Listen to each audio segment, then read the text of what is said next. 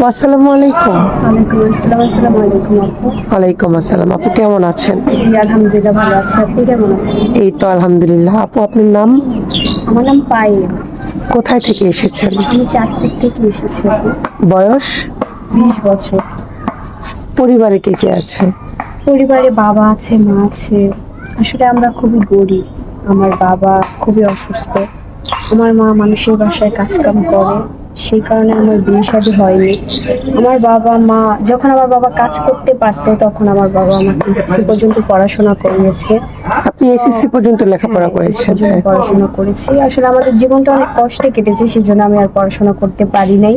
বাবা এখন কাজ করে না? বাবা কাজ করতে পারে না, বাবা অসুস্থ। মা আচ্ছা। কাজ করে, মা মানুষের এখানে টুকটাক কাজকর্ম করে আমাদের সংসারটা চালাচ্ছে। আপনার ভাই নেই? না, আমার কোনো ভাই নেই। আমার একটা বড় বোন ছিল, তার বিয়ে হয়ে গেছে, কিন্তু তার সাথে আমাদের এখন কোনো যোগাযোগ নেই। সে আমাদের সাথে কথাবার্তা বলে না।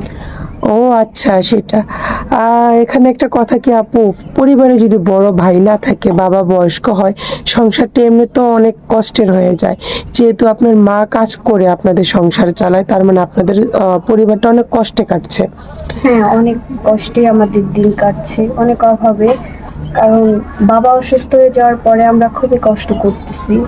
মা একা একা কাজ করে, আর একটা মহিলা মানুষ একা কাজ করে একটা সংসার চালানো অনেক টাফ হয়ে যায়। হ্যাঁ, সেজন্য। আমরা বুঝতে পেরেছি আপু। আপনার কথা শুনে মনে হচ্ছে যে অনেক কষ্টে দিনকাল কাটছে।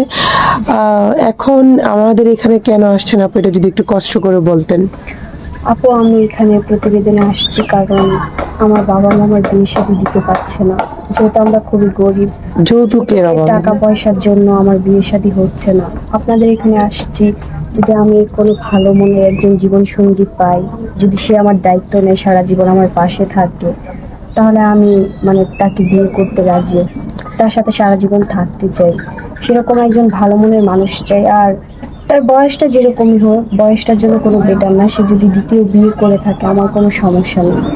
হ্যাঁ, কারণ একটা ছেলে 4টা বিয়ে করতে পারে যদি 4 বোর সমান অধিকার দিতে পারে, তাই না আপু?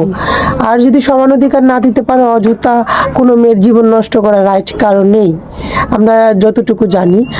তো আপু, এখানে আপনার ভিডিওটা ছাড়ার পর অনেক দেশ বিদেশ থেকে ভাইয়েরা কল দিবে। যদি কোনো প্রবাসী ভাই আপনার দায়িত্ব নিতে চায়, আপনি কি ইচ্ছুক? জি, আমি রাজি আছি। কারণ প্রবাসীদের মন অনেক ভালো থাকে। হ্যাঁ, আমি এটা অনেক আগেও শুনেছি। কিন্তু আপু, ও যদি আমাকে বিয়ে করতে চায়, যদি ও আমার দায়িত্ব নিতে চায়, তাহলে ও আমার সাথে সারা জীবন থাকবে। ও আমাকে কখনোই কষ্ট দেবে না। আর ও আমার সমস্ত কষ্টের কথা জেনে শুনে ও যদি আমাকে রাখতে পারে ওর কাছে, তাহলে আমি ইনশাল্লাহ কখনোই ওর মনে কষ্ট দিব না। সেটাই, কারণ স্বামী স্ত্রীর মহাব্বতটা হচ্ছে বড়, যে একটা স্বামী তার স্ত্রীকে ভালোবাসবে, স্ত্রী স্বামীকে ভালোবাসবে, এটাই তো। তো দুজনকেই মিলমিশ করে নিতে হবে। আপু, নামাজ কালাম পড়া হয়? জি, নামাজ পড়ি। আলহামদুলিল্লাহ। আপু, বিয়ের পর কোথায় যাওয়ার ইচ্ছা আছে? বিয়ের